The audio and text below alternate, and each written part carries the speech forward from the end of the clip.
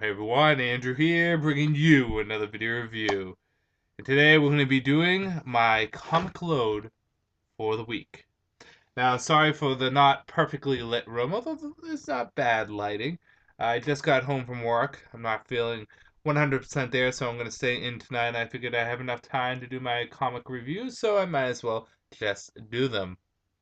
All DC this week, and this is the largest week of the month. I think we're gonna have a fifth week of the month because October's not over and Aquaman wasn't here, so put two and two together. Have you guys ever noticed that whenever they have a fifth week of the month, Aquaman's always the title that gets pushed over to the fifth week? Whatever. So might as well go and start where we always start, with a little bit of Batman in our day, with Batman Incorporated issue number 4. And as you can see, there's Wingman and Redbird. Plain, flat, and simple, Redbird is obviously Robin. But who is Wingman? I'll give you a hint. It's not Batman, but it is a member of the Batman family. Basically, Batman Inc. is Batman Inc.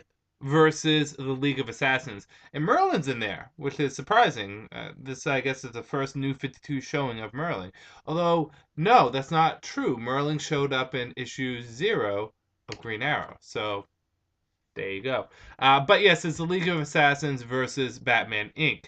And, Robin jumps in there as Redbird and tries to help out, but things kind of go awry at the end when we find out who Wingman actually is and his place in the Batman universe and how he is playing both Bruce and Talia. So, what's going to happen to Robin? You're just going to have to wait and see. Let's get into good, bad, whether or not you should get it. Good. The pacing was done fairly well in here. The dialogue was good up until the end. I did like the reveal of Wingman to a degree. It surprised me, although I was a little kind of flabbergasted why this person's working with Bruce. You're going to see when you read it. So I did like that, and the action was pretty good too.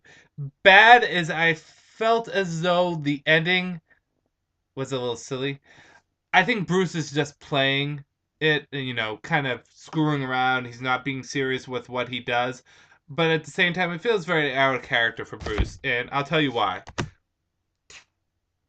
Here's a little bit of spoilers. Bruce basically sidelines Damien and says, you have to return to your mother. Here's the spoiler. You have to return to your mother to end this war. If this was Bruce, he would not do that. My Batman would say, screw it, I'm just going to hunt Talia down and take her out. Not like, boom, boom, kill. He's Batman. There should be no security system, no fort, no castle, nothing that Batman can't get into. It's like freaking Mr. Miracle. I mean, he's one of the greatest escape artists. He can break into anything and he can break out. So I don't see why. I mean, it just sounds a little weird. Other than that, it was a pretty decent issue. I'll give it a 3 out of 5. Batman Inc. issue number 4. On to Batman the Dark Knight issue number 13. So we'll continue the Scarecrow story arc, and Batman's being tortured by the Scarecrow, and we divulge a little bit more into the history of Scarecrow and what makes him who he is. What I like about this is Greg Hertz is really expanding on the Scarecrow character, and I think this is going to be Dark Knight is one of those comics that is very underrated because it kind of had a rough start. Nothing against David Finch's writing, but it had a rough start at first. But now it's starting to turn out to be a great psychoanalyzation of Scarecrow as a character. But the question is this. How much is what Batman dealing with real or fake? And in this book, you don't know what is real is fake.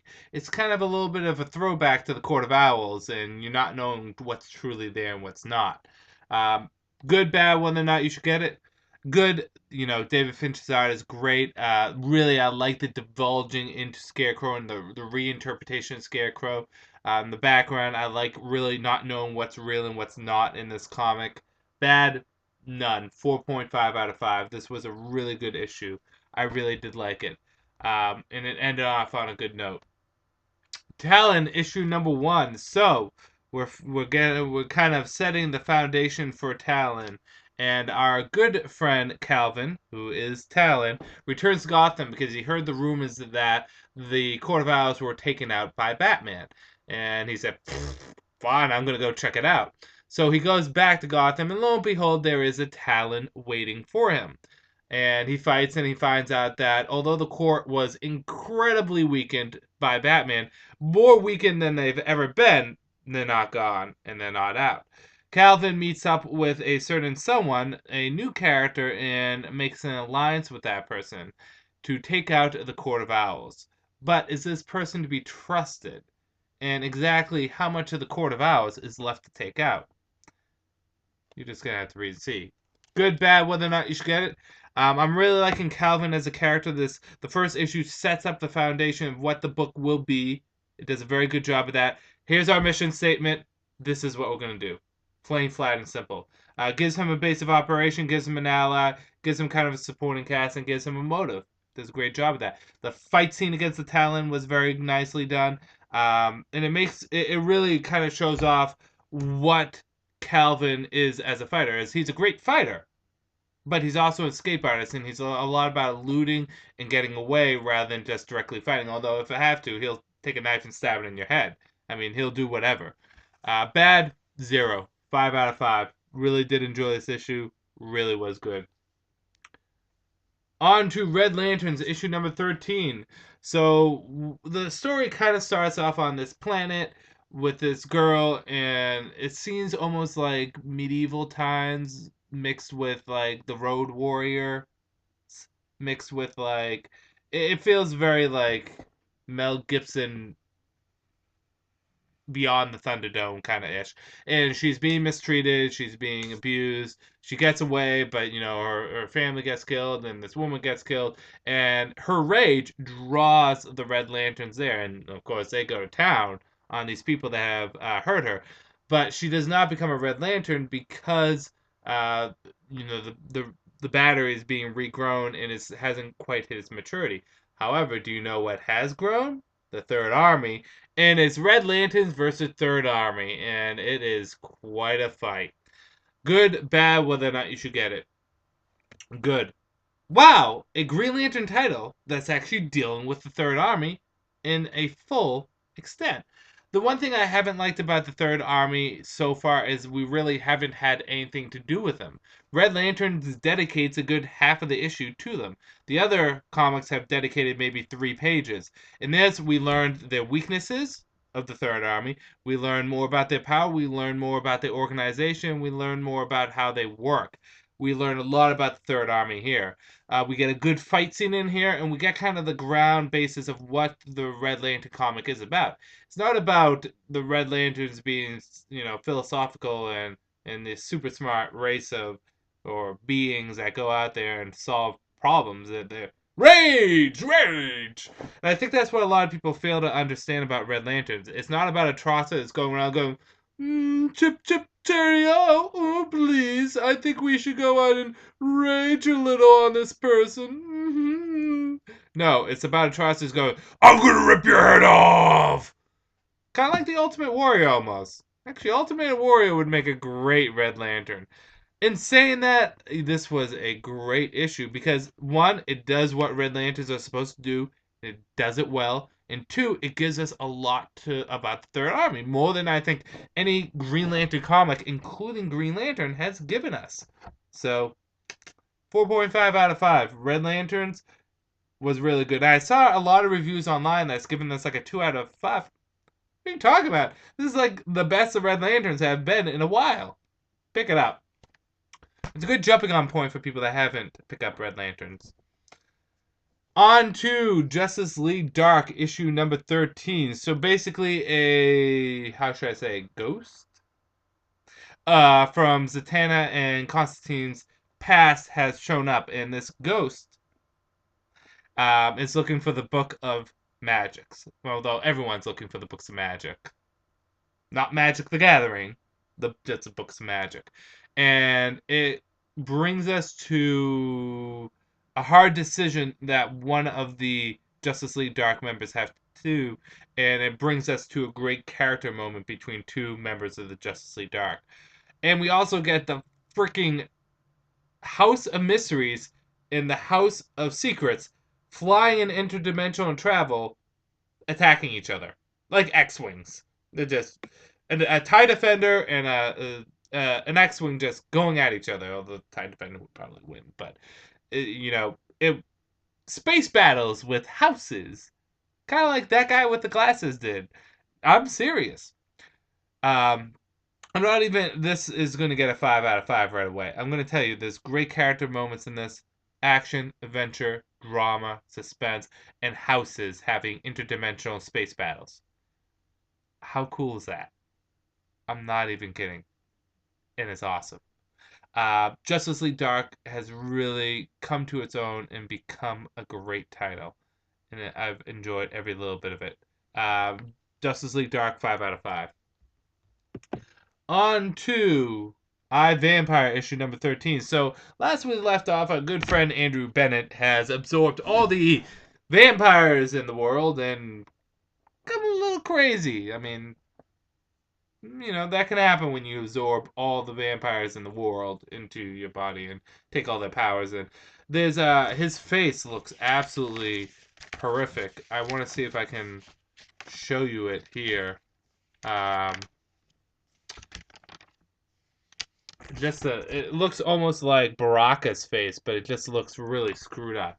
So basically, Andrew Bennett is going after one of his former proteges, and oddly enough, Mary Queen of the Blood is the good guy now. So it kind of is a role reversal. Andrew is now the bad guy, and Mary Queen of the Blood is a good guy. And it's interesting to see how Mary kind of has this methodology and this psychology behind her, because she's evil, but she's not evil.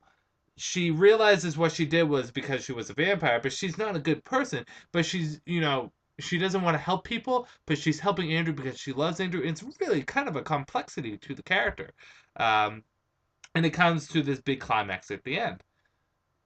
Is there any bad to this comic? I would say no. This was a great issue. Although I wouldn't quite give it a 5 out of 5, I'll give it a 4.5 out of 5. It was fun. It was fun. I Vampire, again, along with American Vampire, these are the vampire series that are just knocking out of the ballpark. National Comics presents Madam X one shot. Now, if you know nothing about the National Comics are basically one shot stories.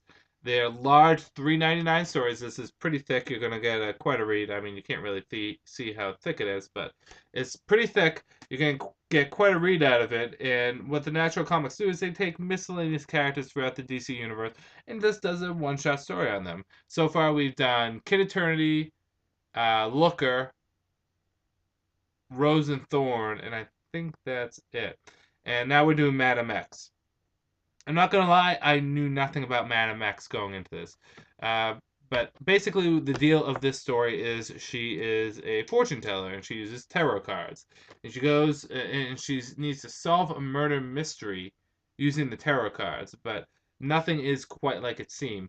What is really magic and what is not magic is the question in this. And it's a mystery that will leave you in suspense till the very end. Good, bad, whether or not you should get it.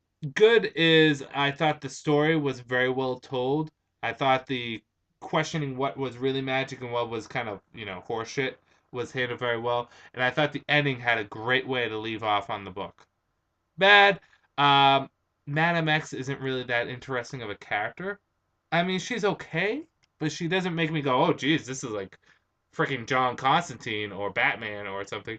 She's okay. She fills a role and she does it okay, but she doesn't really wow me.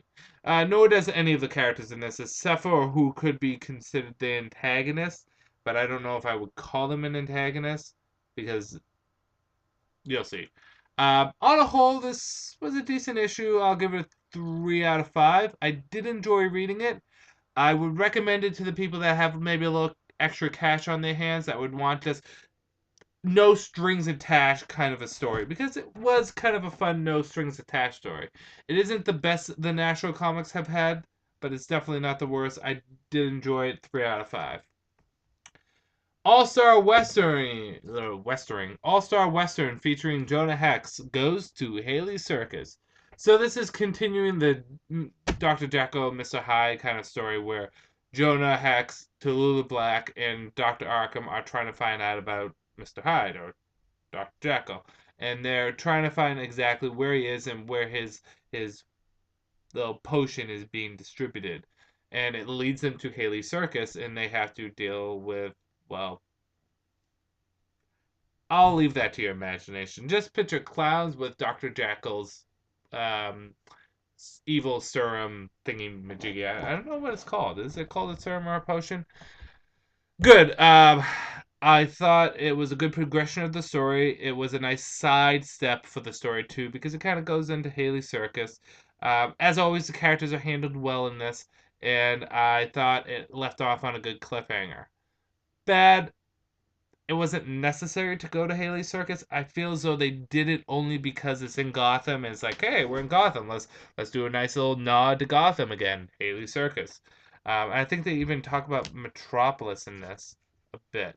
I could be wrong.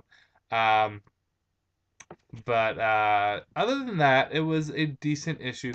The other thing I didn't care for is they used clowns, and I know clowns are fine, but it felt like too much of a nod to the Joker almost. But besides that, All Star Western is always a solid comic. It's either a 4 out of 5 or a 5 out of 5. It's just this week I'm gonna give it a 4 out of 5. Fun, enjoyable, read. On to Teen Titans issue number 13. We get to learn more of the origin of Cassandra Sandmark and where her armor comes from. And we go in depth, like in depth. And we learn that her armor is actually part of two armors. She has two armors in her. She has her normal armor, which is the golden armor that we kind of see here. And then the armor that's consuming her and has all the thorns and shit. And we find out that that armor is actually connected to a certain evil presence in the New 52 in the DC universe. What that evil presence is, I don't want to reveal. But we find out that there's like little strings and stuff being set up with the Teen Titans. I don't want to. Again, I don't want to spoil anything because I thought it was very nice how it tied into Sandmark and the Teen Titans mythos. So good, bad, whether or not you should get it. Good. I thought the art was good, and here's a little bit of the art in there. Different artists this time around, and I like the art in there. I particularly like how Sandmark was drawn. Although I want to go back and I want to just take a quick look at um, Red Robin and Superboy because I like how they were drawn too. Superboy and Red Robin were drawn a little bit younger. Red Robin almost looks like he was when he was 14, which is fine. I like them when they're a little bit younger. That sounded really wrong, but I like the fact that they look youthful. They look like teenagers rather than like freaking 20-year-olds, which they have been recently. So the art was pretty good. I like the connections to the Teen Titans mythos, and I do like how it ties into various different elements of the DC universe. And I like how it gives Cassandra Sandmark more of a backstory. Bad, kind of what I just said is it's going to be a contradiction. So I felt as though they were trying too hard with Cassandra Sandmark's story in that, on one hand, she's an archaeologist. On the other hand, she's a thief. It feels like I don't know who is Cassandra Sandmark still. Is she this thief that goes out and does it for the rush, or is she this good girl that works with her mother as an archaeologist? They're trying to make her out to be both, but I don't know if you can do that because it kind of confuses the character. Uh, but besides that, it was a good issue. Give it a 4 out of 5. It was fun. It was enjoyable, and again, it's a nice little thing for Cassandra Sandmark because I think out of all the Titans, she's the one that's kind of gotten the least amount of a backstory, if not kind of Skitter. But I don't count really Skitter part of the Titans because she hasn't been there since what, issue 5. Um, Even new characters like Solus and Bunker have been getting more of a kind of a information than Cassandra. So it's nice to see a little bit more than her. We're getting there. We have 3 comics left to do. Savage Hawkman issue number 13. So it's really Hawkman versus Hawkgirl. Shire versus Hawkman. This is part 1 to Hawkman Wanted story arc, which is going to tie into Green Arrow, which is one of the reasons why I'm going to continue picking up Green Arrow. So, what can you do? And you don't know. Green Arrow might get good. I don't know. But anyways, so it is exactly what it sounds. It is Hawkman versus Shire. And it seems like everyone that's been around since Rob Liefeld taken over, both good guys and bad guys, all kind of just show up for a battle royale.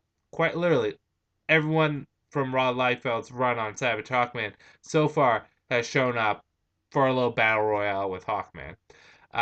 Good, bad, whether or not you should get it. Good is I kind of like how everyone's there and there's a big climactic fight, and I think the dialogue was actually handled pretty well, and I kind of like the ending too.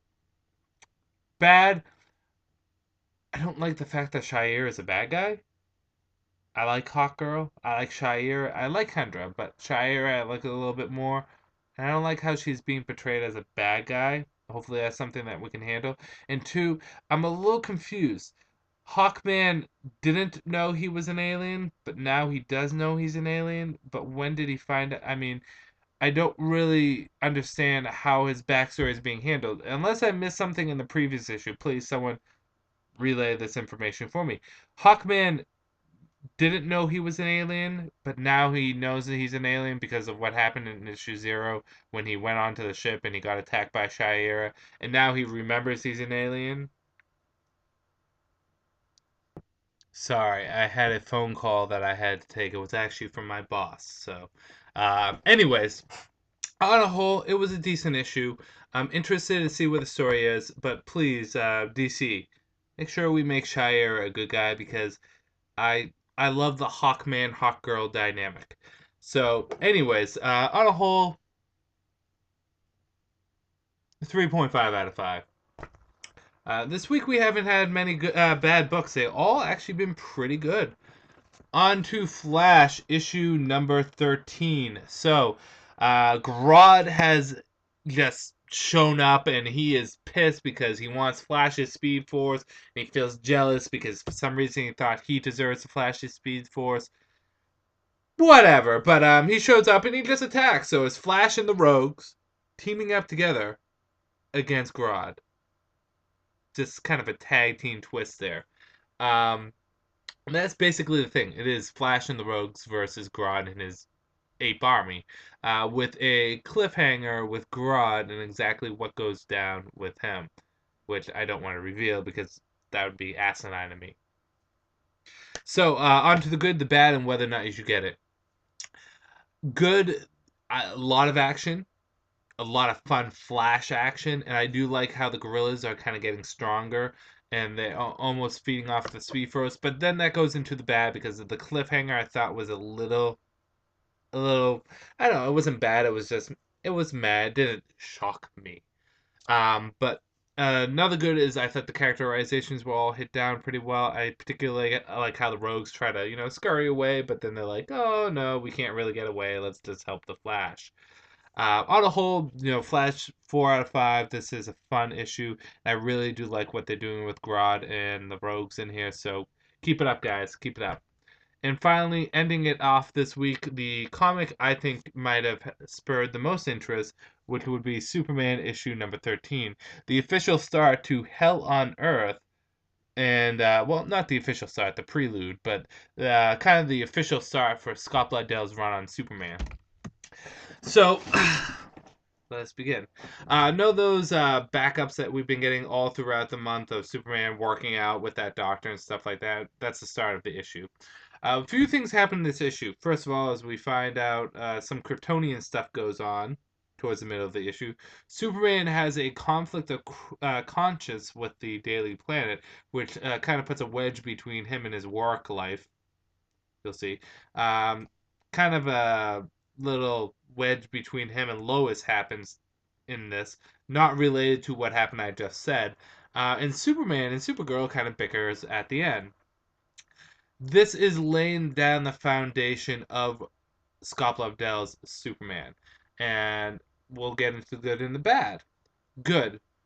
I like how he's been characterizing Clark in a way because I felt as though Superman as Clark Kent is just he's very safe in that he's Clark, he's a reporter, he does what he does, but I kind of like how they're making Clark you know pointing out, hey, you guys don't do news. You guys do entertainment stuff. I don't want to be working with you if that's the case.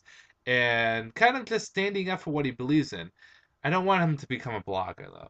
I want him to just be Clark, the outspoken individual. And I think it's giving a little bit more to Clark because he's still that goody two shoes, but he's a little bit more outspoken as goody two shoes.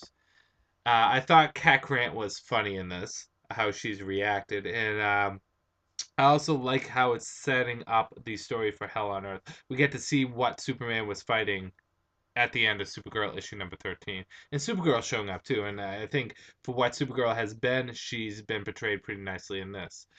Bad. At the very beginning, we get this doctor, and what her name is escapes me at the second. Um, I'm looking at Dr. Vertaris, Veritas. So Dr. Vitaris, she seems like an interesting character, and we kind of get some interaction between her and Clark, or her and Superman, but we don't get much more information. A little bit of a blurb would have been nice about her and who she is and where she's from and what she did as long as she loves us. What song is that from, guys? So it would have been nice to get a little bit more on her. There's a nice scene in this where Superman reads Lois's text message, and it kind of hurts him because he feels as though he's losing a special part of his life, which is Lois. But at the same time, it felt kind of weird because that's Superman prying into people's privacy. So I felt a little weird about that. On one hand, I'm like, oh, well, that's a nice little character moment for Superman, but Superman, damn it, that's her private text message. So that felt a little off. Um, and I guess I wish there was a little bit more of this hell on earth, this fallen angel of Krypton. Because it even says, who is the fallen angel of Krypton? I don't know. It's not really talked about in this issue.